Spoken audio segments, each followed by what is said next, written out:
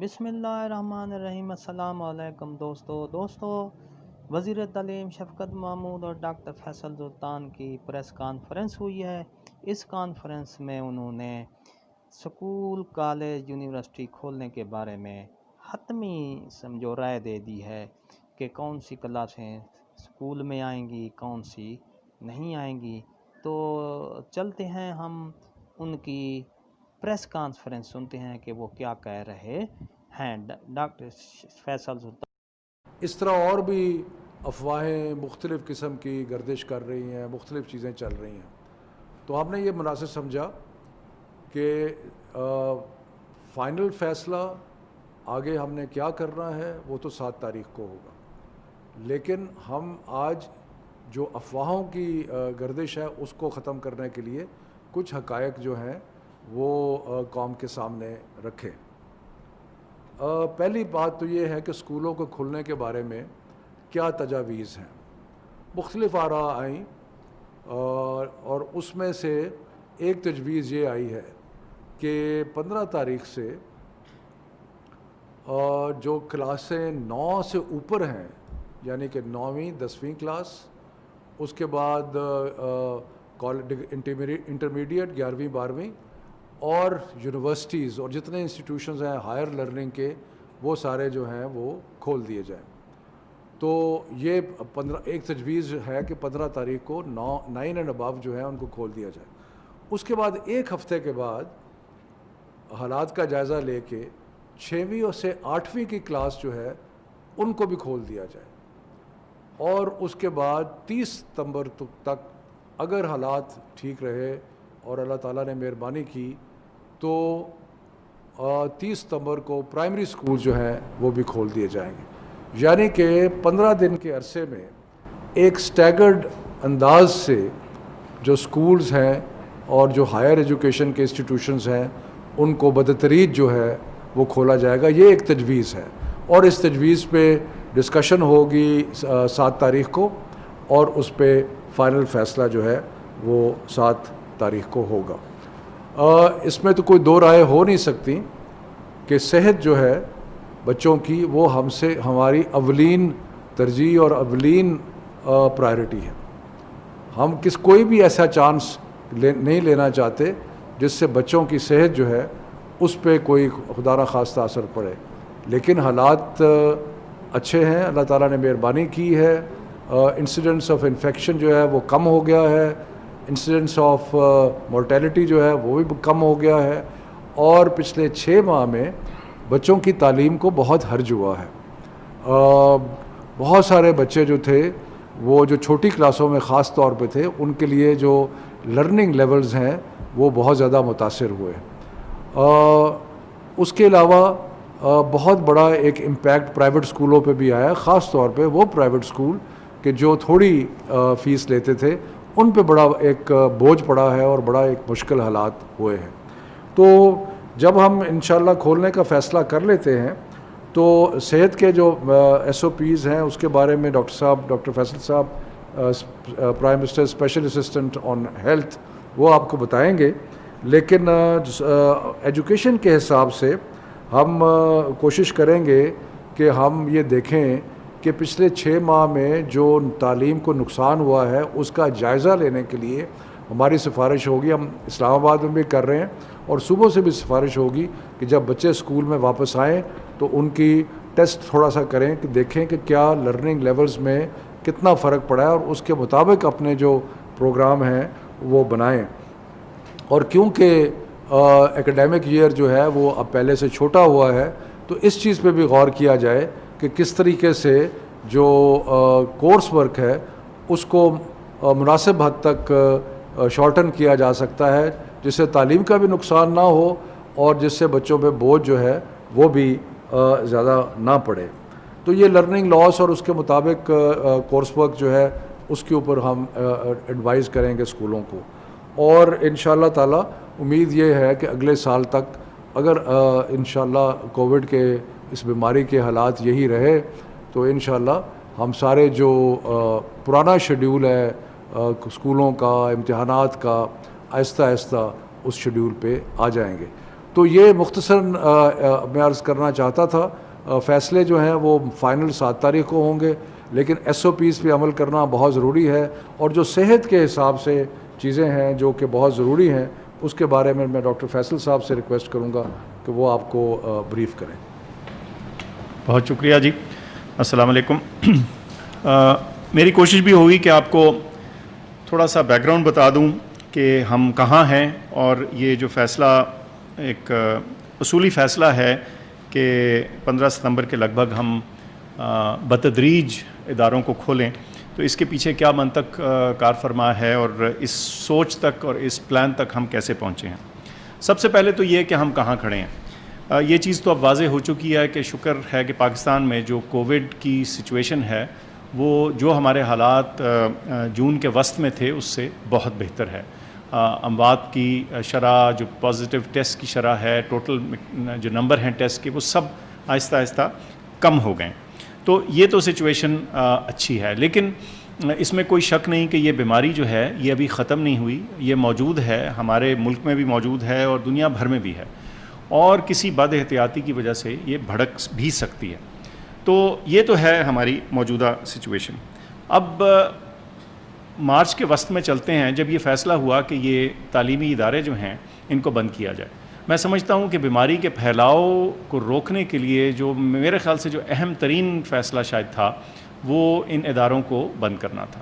اس کی وجہ یہ ہے کہ ہمارے تعلیمی اداروں میں تقریباً 50 ملین 5 کروڑ بچے اور نوجوان پڑھتے ہیں. تو یہ اتنی بڑی نمبر ہے لوگوں کا، بچوں کا، جن سے بیماری کے پھیلاؤ میں زیادتی ہو سکتی تھی، بڑھاؤ ہو سکتا تھا. تو یہ ایک بہت اہم فیصلہ تھا، اور اس وقت میرے خیال سے اس کا خاطر خواہ اثر بھی ہوا ہے. اور آج ہم جس سچویشن میں ہیں اس میں اس فیصلے کا بھی ضرور دخل شامل ہے. اب مسئلہ یہ ہے کہ ہم ایک حد تک ہی یا ایک لمٹ تک ہی ان اسکولوں کو اور اداروں کو بند رکھ سکتے ہیں.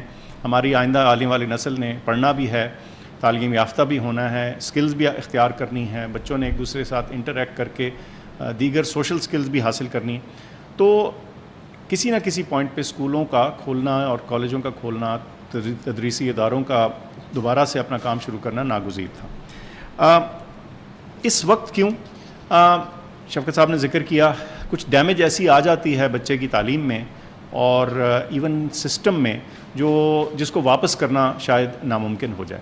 لیکن یہ سوچ ہم کر ہی نہیں سکتے تھے اگر ہمارے جو بیماری کے حالات ہیں وہ وہاں نہ ہوتے جہاں کہ ہم آج کھڑے ہیں. جیسے میں نے ذکر کیا کہ ہماری بیماری کی شرح جو ہے وہ ملک بھر میں کافی بہتر سچویشن میں ہے. لیکن معاملہ یہ ہے کہ جب یہ 5 کروڑ بچے دوبارہ سے اپنے اداروں میں جانا شروع کریں گے تو ایک رسک ڈیفینیٹلی کریٹ ہوگا. اس رسک کو ہم نے کیسے مینیج کرنا ہے اور اس رسک کو کیسے کم کرنا ہے، اس خطرے کو کیسے کنٹرول کرنا ہے، اس کے کچھ جسے کہتے ہیں کی ایلیمنٹس ہیں جس پہ عمل کرنا بڑا ضروری ہے. ایک کا ذکر شفقت صاحب نے کیا، وہ یہ کہ ہم ادارے بتدریج کھولیں گے، سٹیج وائز کھولیں گے. ایک عمر کے بچے ایک وقت پہ شروع ہوں گے، کچھ دن چھوڑ کے، اور پہلی اوپننگ کا اثر دیکھنے کے بعد پھر اگلی سٹیج پہ ایک مختلف ایج گروپ کے بچے، اور پھر آخر میں ایک اور عمر کے بچے، تاکہ یہ ایک بتدریج سٹیج وائز اوپننگ ہو اور ہر اوپننگ کا ہم اثر سائنسی طور پہ دیکھ سکیں اور اس پہ کچھ فیصلہ کرنے میں آسانی ہو سکے. دوسرا اہم جو پہلو ہے اس ساری چیز کو ممکن بنانے کا اور اس خطرے کو قابو میں رکھنے کا، وہ ہے کہ ہم نے کلاس سائز کو کم رکھنا ہے. اب کلاس سائز کو کم رکھنے کے مختلف طریقے ہیں. جن اسکولوں کے پاس فالتو کمرے ہیں وہ ان میں سیکشنز بنا سکتے ہیں، لیکن اکثر اسکولوں کو کچھ ایسی اسٹریٹجی اپنانی پڑے گی جس میں آدھے بچے ایک دن کلاس اٹینڈ کریں اور آدھے بچے کسی اور دن کریں، یا ان کے جو اسکول کے وقت ہیں وہ فرق کر دیے جائیں. لیکن جو اصول ہوگا وہ یہ کہ آپ نے اگر ایک کلاس میں 40 بچہ ہوتا ہے تو ایک وقت پہ 20 ہو، اور جو دوسرے 20 ہیں وہ کسی اور دن یا کسی اور وقت آ کے وہی والا کورس دوبارہ سے پڑھیں. تو یہ کلاس سائز کی جو کمی ہے اس میں ایک اہم چیز ہے. تیسرا جو اہم جز ہے وہ فاصلہ رکھنا ہے، اور وہ فاصلہ کلاس سائز کو چھوٹا کر کے ہی ہوگا. آئیڈیلی ہم کہتے ہیں کہ تقریباً 6 فٹ کا فاصلہ مینٹین ہونا چاہیے. پھر ایک بہت اہم طریقہ کار یا ایک اسٹریٹجی جو ہے جو اس بیماری کے پھیلاؤ میں رکاوٹ بنتی ہے وہ یہ ماسک کا استعمال ہے. لیکن کئی دفعہ لوگ کہتے ہیں کہ جی مہنگے ہیں, ہر کوئی افورڈ نہیں کر سکتا. بچے تو سارا پاکستان جو ہے, جب اچانک سے آپ نے اتنے سارے بچوں نے ماسک استعمال کرنا ہے تو لوگ کیسے اس کو افورڈ کر پائیں گے؟ تو میری گزارش ہے کہ یہ ضروری نہیں کہ یہ جو سرجیکل ماسک ہے یہ استعمال ہو. یہ جو فیبرک کا, جو کپڑے کا ماسک ہے جو گھر میں بن سکتا ہے, اور 2 ماسک بنا لیجئے اور بچہ ایک دن پہنے دوسرے دن دھل جائے اور وہ سائیکل چلتا رہے. تو یہ بہت کم قیمت پہ ری یوزیبل فیبرک کا ماسک جو ہے یہ استعمال ہو سکتا ہے, اور یہ بھی کارآمد ہے اس کام میں. اس کے علاوہ ہاتھ دھونے کی اہمیت تو بہرکیف ہمیں اپنے معاشرے میں ویسے ہی پتہ ہونی چاہیے, لیکن اس بیماری کے دوران صابن اور پانی سے ہاتھ دھونا اور یا سینیٹائزر کا استعمال, دونوں میں سے جو بھی چیز آپ کے لیے ممکن ہو اس کو اڈاپٹ کرنا بڑا ضروری ہوگا. ایک ایلیمنٹ اس کھولنے میں, اس کو سیف بنانے میں اور اس کو ایک منطقی رخ دینے میں اس چیز کا ہے کہ جو ادارے کھلیں گے اس میں سے چند ہم چن کے جو ہے اس پہ سیریل سینٹینل ٹیسٹنگ کریں گے. یعنی ادارے چن کے ان میں ایک پروپورشن آف ٹیچرز اور بچے جو ہیں ان کو ہر 2 ہفتے کے بعد ٹیسٹ کیا جائے گا, یہ دیکھنے کے لیے کہ بیماری کا پھیلاؤ کس طرف کو جا رہا ہے, اور خدا نخواستہ کوئی ہمیں اپنے فیصلے پہ نظر ثانی کرنے کی ضرورت تو نہیں. اچھا, یہ سارا کام صرف آپ کے اسکول یا آپ کا ملک یا آپ کا شہر یا صوبہ اس کو اکیلے سے مینج نہیں کر سکتا. جیسے میں نے عرض کی 3 لاکھ کے قریب اسکول ہیں, 5 کروڑ بچہ ہے, 20 لاکھ کے قریب ٹیچرز ہیں, پڑھانے والے ہیں.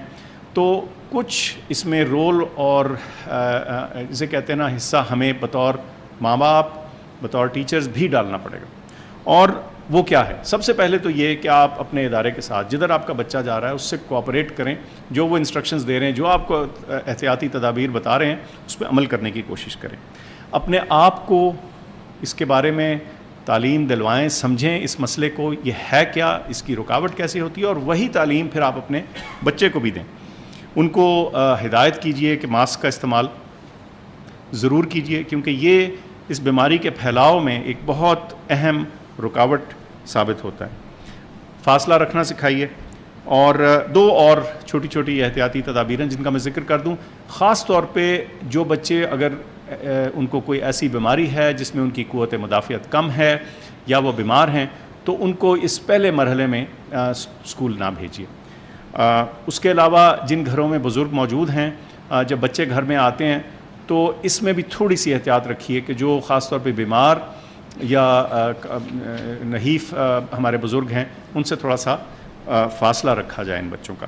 اب ہم یہ بھی سمجھتے ہیں کہ چونکہ ہم سارے ملک کے لیے ایک سیٹ ہدایات کا دے رہے ہیں, یہ ہر چیز ہر ایک پہ ایگزیکٹلی اسی طرح فٹ نہیں ہو پائے گی. ہر ایک کے لیے کچھ نہ کچھ اس میں ایڈجسٹمنٹ اور جسے کہتے ہیں ایڈاپشن کی ضرورت پڑے گی. تو میں سمجھتا ہوں کہ ہم ایک بہت کیپیبل ہمارا ملک ہے, آپ کے سامنے ہماری کووڈ رسپانس ہے, ہمارے لوگوں کی کوآپریشن سے یہاں تک ہم شکر ہے ہم پہنچے ہیں. تو میرا یقین ہے کہ اگر ہم بطور ماں باپ اس کو اڈاپٹ کر لیں اس مسئلے کو, کہ ہم سمجھ لیں کہ ہم نے اس میں تعاون کرنا ہے اسکول کا اور انتظامیہ کا, تو میں سمجھتا ہوں کہ اس مشکل مرحلے سے بھی ہم سرخرو ہو کے گزر جائیں گے. بہت شکریہ. میں اس میں تھوڑا سا ایڈ کرنا چاہتا ہوں کہ ڈاکٹر صاحب نے بڑے تفصیل سے بتایا کہ جو بنیادی اسٹینڈرڈ آپریٹنگ پروسیجرز ہیں وہ اپنانے بہت ضروری ہیں, لیکن ان سب چیزوں کو کرنے کے لیے ٹیچرز کا اور ہیڈ ٹیچرز کا ایک بہت بڑا رول ہے. اس لیے کہ والدین انشاءاللہ تعالی اپنی طرف سے پوری کوشش کریں گے, اور جو بھی SOPs ہیں, ماسک ہو گیا بچوں کے لیے, وہ سارے چیزیں کریں گے. لیکن جب ایک دفعہ بچہ اسکول میں آ جاتا ہے تو اس کے بعد ذمہ داری جو ہے وہ جو ہیڈ ٹیچرز ہیں اور جو ٹیچرز ہیں ان کی ذمہ داری بنتی ہے. تو اس کے لیے بہت ضروری ہے کہ جیسے ڈاکٹر صاحب نے کہا کہ ڈینسٹی کم کر کے, اسپیسنگ کر کے, وینٹیلیشن کا خیال رکھنا اور انشور کرنا کہ یہ سارے جتنے بھی چیزیں پرسکرائب کی گئی ہیں ان پہ عمل درآمد ہو.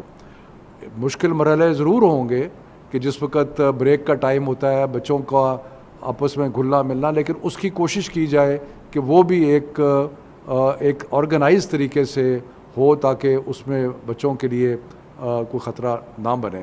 ڈاکٹر صاحب نے یہ بھی کہا کہ ہم ایکسٹینسو ٹیسٹنگ کریں گے تو اس سے انشاءاللہ تعالی ہمیں جو حالات ہوں گے اسکولوں کے اس کے بارے میں بھی آگاہی ہوتی رہے گی، اور انشاءاللہ یہ بڑا مشکل مرحلہ جو ہے اس کو بھی ہم پاس کر لیں گے. اور جو لرننگ لاسز ہیں ان کو امپروو کرنے کے لیے مختلف تجاویز آ رہی ہیں، ان میں مزید ہم بات کریں گے کہ ایکسیلیٹڈ لرننگ پروگرامز بن سکتے ہیں یا نہیں بن سکتے، لیکن یقیناً تھوڑی سی ایکسٹرا محنت جو ہے وہ کرنی پڑے گی سب کو. کچھ سوالات؟ تو فرینڈ، آپ نے یہ ویڈیو دیکھی، یہ پریس کانفرنس کو ملاحظہ کیا. اگر ویڈیو آپ کو اچھی لگی ہے، ہماری محنت، ہماری کاوش اچھی لگی ہے تو ویڈیو کو لائک کریں. چینل کو سبسکرائب نہیں کیا تو ریڈ بٹن آپ کے سامنے چل رہا ہے، اس کو پریس کریں اور ویڈیو کو شیئر کریں تاکہ تمام دوستوں کو یہ ویڈیو پہنچ جائے. تو ایک بار پھر کہوں گا، ویڈیو کو لائک کریں، سبسکرائب کریں چینل کو اور شیئر کریں ہماری ویڈیو کو. شکریہ. ہنستے رہیں، شاد رہیں، آباد رہیں، دعاؤں میں یاد رکھیں. شکریہ. اللہ حافظ.